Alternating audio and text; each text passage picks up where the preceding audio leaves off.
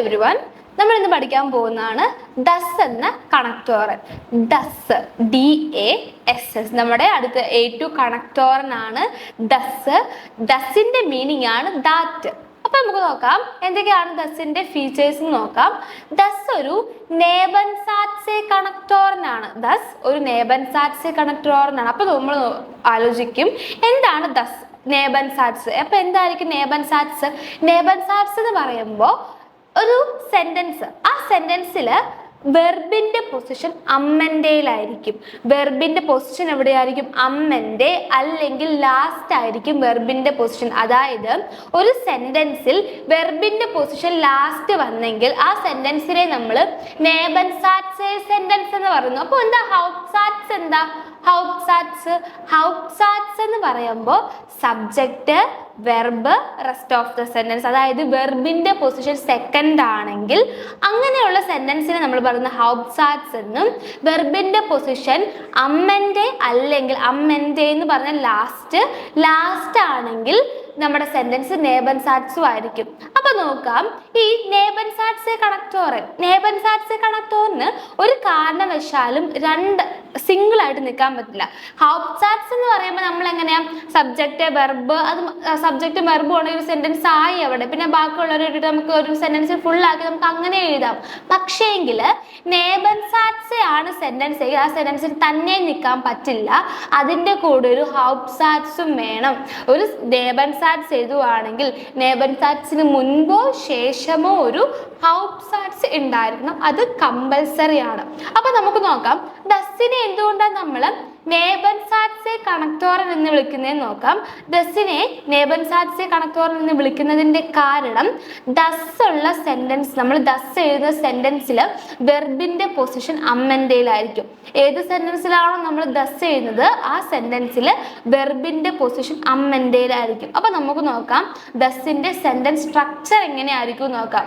ഡസിന്റെ sentence structure വരുന്നത് first ഒരു ഹൗപ്സാറ്റ്സ് എന്ന് പറഞ്ഞിട്ടുണ്ടെങ്കിൽ subject, verb, rest of the sentence, comma, does, അതിന് ശേഷം subject, rest of the sentence, last verb.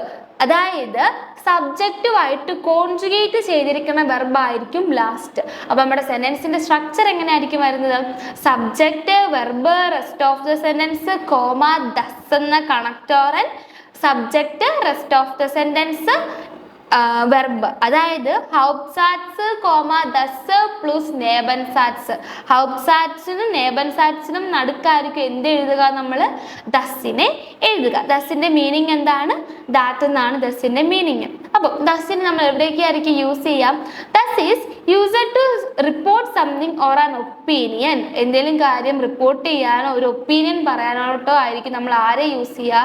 നമ്മൾ ദസിനെ യൂസ് ചെയ്യാം. അപ്പൊ നമുക്ക് നോക്കാം ഓരോ ടെൻസ് എടുത്ത് നോക്കും. പ്രസൻസിൽ ഒരു സെന്റൻസ്, പ്രസൻസ് രണ്ട് സെന്റൻസ്. എക്സാമ്പിളിലോട്ട് കടക്കാം. രണ്ട് സെന്റൻസ്. ഐ ബിലീവ്, ഒന്നാമത്തെ സെന്റൻസ് ആണ് ഐ ബിലീവ്. രണ്ടാമത്തെ sentence he is not coming today, അവൻ ഇന്ന് വരുന്നില്ല. ഞാൻ വിശ്വസിക്കുന്നു അവൻ ഇന്നും വരുന്നില്ല. ഇനി ഇതിനെ നമ്മൾ ദസ് വെച്ച് എഴുതാൻ പോവാ.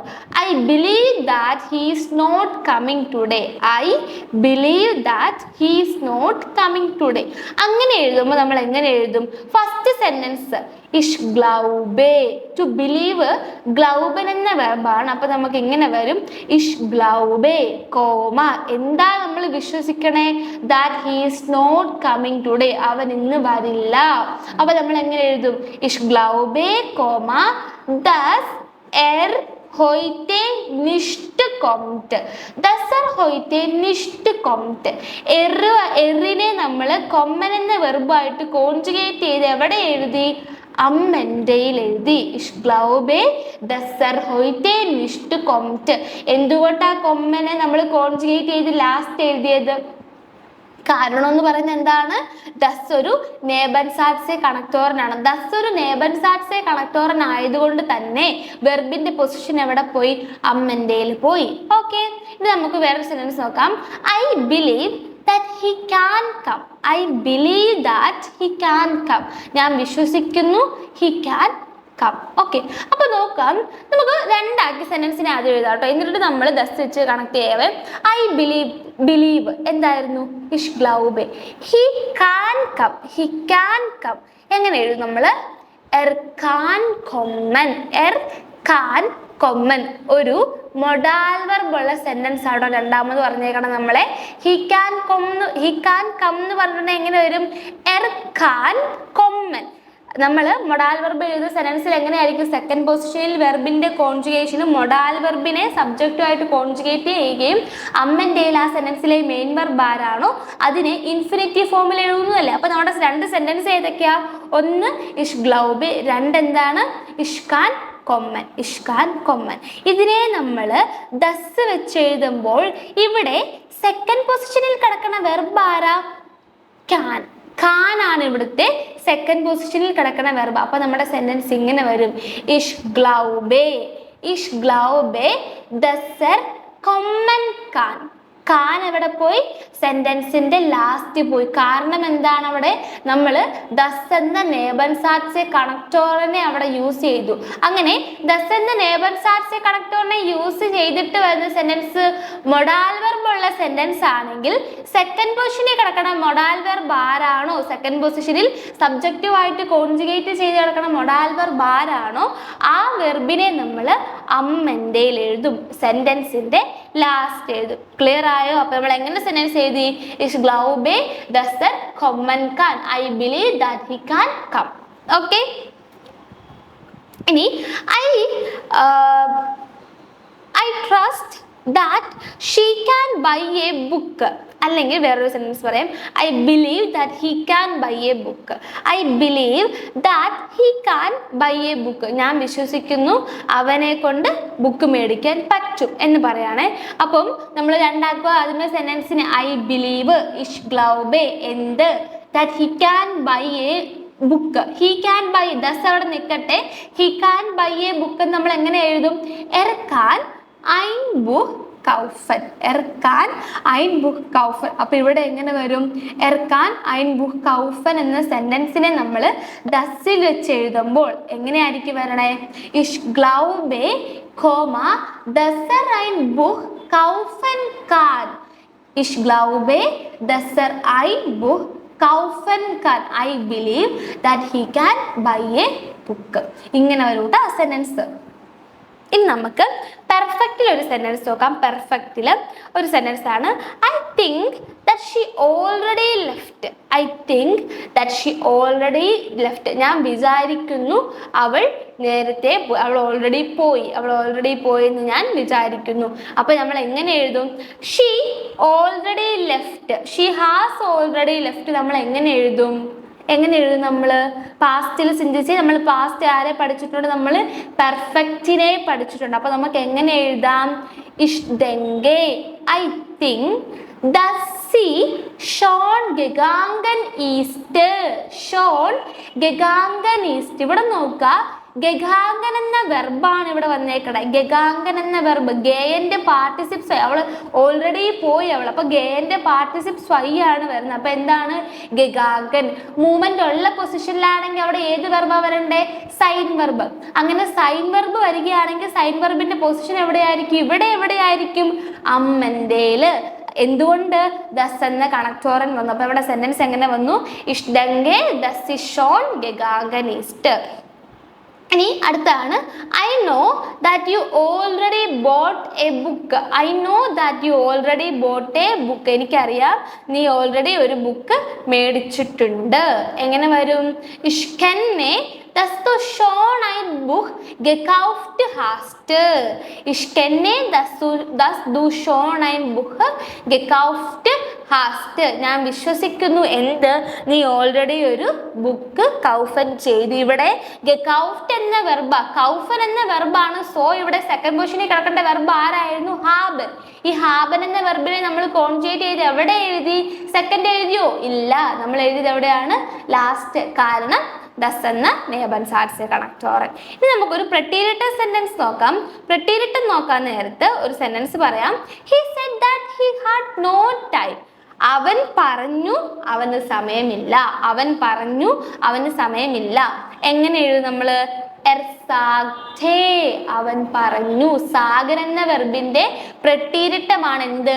sagte. അപ്പൊ അവിടെ എന്ത് വന്നു? എറുമായിട്ട് കോൺജുഗേറ്റ് ചെയ്യുമ്പോ എങ്ങനെ വരും അവിടെ? er sagte. എന്താ അവൻ പറഞ്ഞത്? he had no time, that he had no time. dass keine Zeit hatte. dass keine Zeit hatte. he had no time. das ഇല്ലാന്നെങ്കിൽ അവിടെ എങ്ങനെ പറഞ്ഞാനെ? er hatte keine Zeit എന്ന് പറഞ്ഞത്. പക്ഷേങ്കിൽ ഇവിടെ എന്തുണ്ട്? das എന്ന് പറയുന്ന കണക്ടർ ഉണ്ട്. സോ നമ്മുടെ സെന്റൻസ് എങ്ങനെ വന്നു? er sagte, he said that he had no time. er sagte, dass keine Zeit hatte. അടുത്ത നോക്കിക്കേ. he said that she already done the homework. അവള് പറഞ്ഞു അവള് ഓൾറെഡി അവളുടെ ഹോംവർക്ക് എല്ലാം ചെയ്തു. അപ്പൊ എങ്ങനെ വരും സെന്റൻസ്? നമ്മൾ അതും എങ്ങനെ നമുക്ക് എഴുതാം? നമുക്ക് പ്രത്യീരിട്ടത്തിൽ എഴുതാം. അപ്പൊ നമ്മുടെ സെന്റൻസ് എങ്ങനെ വരും? sie sagte dass sie schon ihre Hausaufgaben machte. മാഹ്റ്റെ എന്ന് വെർബ് വന്നു. മാഹ്റ്റയും വന്നു, സാഗ്റ്റയും വന്നു. സാഗന്റെയും മാഹന്റെയും പ്രത്യീരിട്ടം. sie sagte dass sie schon ihre Hausaufgaben machte. പ്രത്യീരിട്ടം നമ്മളിതാ സെന്റൻസിനെ എഴുതിയിരിക്കണു. ഓക്കെ, ഇനി കുറച്ച് സെന്റൻസുകൾ നമുക്ക് നോക്കാം. I know that he is coming today. എനിക്കറിയാം അവൻ ഇന്ന് വരും. എങ്ങനെ എഴുതും? ich weiß dass heute kommt. ich weiß dass heute kommt. she says that she is tired. sie sagte dass sie müde ist. ഇവിടെ നോക്കാം, das എന്ന സെന്റൻസ്, das ഉള്ള സെന്റൻസ് ഏതാ നമ്മൾ നോക്കാം. das എന്ന സെന്റൻസ് ഏതാ? she is tired എന്ന സെന്റൻസിന്റെ കൂടെയാണ് das വന്നത്. അങ്ങനെ das വന്നപ്പോൾ നമ്മൾ ആ സെന്റൻസിനെ വെർബിനെ വേണം അമ്മന്റെ എഴുതാൻ. അല്ലാണ്ട് നമ്മുടെ ഹൗപ്സാറ്റ്സിലുള്ള സെന്റൻസിനല്ല, അല്ലെങ്കിൽ ആദ്യത്തെ സെന്റൻസിലുള്ളതിനല്ല. ആദ്യത്തെ സെന്റൻസ് എപ്പോഴും ഒരു എന്തായിരിക്കും? ഹൗപ്സാറ്റ്സ് ആയിരിക്കും. രണ്ടാമത്തെ സെന്റൻസ് ആണ് അവിടെ എന്തായി മാറുക? നേബൻസാറ്റ്സ് ആയി. അതായത് ദസിന്റെ കൂടെയുള്ള സെന്റൻസ് ആണ് അവിടെ ആരായി മാറുക? നേബൻസാറ്റ്സ് ആയി മാറുക. സോ ഇവിടെ ഇങ്ങനെ വന്നു, she says that she is tired. എങ്ങനെ വന്നു? sie sagt dass sie müde ist. അടുത്താണ് he believes that the food is good. എങ്ങനെ പറയാം നമുക്ക്? glaubt dass essen, das essen gut ist. das essen ആട്ടോ ഫുഡ്. അപ്പൊ എങ്ങനെ വന്നു ഇവിടെ? glaubt das essen gut ist. അടുത്തത്, we learn that German is important. we learn that German is important. ഞങ്ങൾ അറിയുന്നു എന്ത്? ഞങ്ങൾ പഠിച്ചു എന്ത്? ജർമ്മൻ ഇമ്പോർട്ടൻ്റ് ആണെന്നുള്ളത്. എങ്ങനെ വരും? wir lernen das Deutsch wichtig ist. wichtig ആണ് ഇമ്പോർട്ടൻ്റ്. അപ്പൊ നമ്മൾ എങ്ങനെ പറയും? wir lernen das Deutsch wichtig ist. ഇങ്ങനെ വരും നമ്മുടെ സെന്റൻസ്. അടുത്ത നിങ്ങൾക്കുള്ളൊരു കുറച്ച് എക്സാമ്പിൾസ് ആണ്, കുറച്ച് ഹോംവർക്ക് ആണ്. ഇത്രയേ ഉള്ളൂ നമ്മുടെ ദസ് എന്നുള്ള കണക്ടർ. എളുപ്പമാണ് നമുക്ക് പഠിക്കാനായിട്ട്. ദസ് എന്ന കണക്ടർ യൂസ് ചെയ്യുമ്പോൾ ഇത്രയും ശ്രദ്ധിക്കാം. ഒരു ഹൗപ്സാറ്റ്സ് കാണും, subject, verb, rest of the sentence, അങ്ങനെ ഒരു സെന്റൻസ് കാണും. അതിനുശേഷമായിരിക്കും ദാറ്റ് ഉള്ള സെന്റൻസ് വരുന്നത്. അപ്പം ദാറ്റ് ഉള്ള സെന്റൻസ് എന്നാ സെന്റൻസ് ആയിരിക്കണം? ഹൗപ്സാറ്റ്സ് ആയിരിക്കുമോ? അല്ല, അതൊരു നേബൻസാറ്റ്സേ ആയിരിക്കും. ദസ് ഏത് സെന്റൻസിന്റെ കൂടെയാണോ നമ്മൾ എഴുതുന്നത് ആ സെന്റൻസിൽ വെർബിന്റെ പൊസിഷൻ, സബ്ജക്റ്റുമായിട്ട് കോൺജുഗേറ്റ് ചെയ്ത വെർബിന്റെ പൊസിഷൻ എവിടെയായിരിക്കും? അമ്മൻ്റെയിലായിരിക്കും. അത്രയൊന്ന് ശ്രദ്ധിച്ചാൽ നമുക്ക് ദസ് വളരെ എളുപ്പമാണ്. ഇനി കുറച്ചൊരു 5 എക്സാമ്പിൾസ്, 5 ഹോംവർക്സ് നിങ്ങൾക്ക് തന്നിട്ടുണ്ട്. എല്ലാവരും മറക്കാണ്ട് തന്നെ ചെയ്യുക. എല്ലാവർക്കും ക്ലിയർ ആയെന്ന് വിശ്വസിക്കുന്നു. Thank you.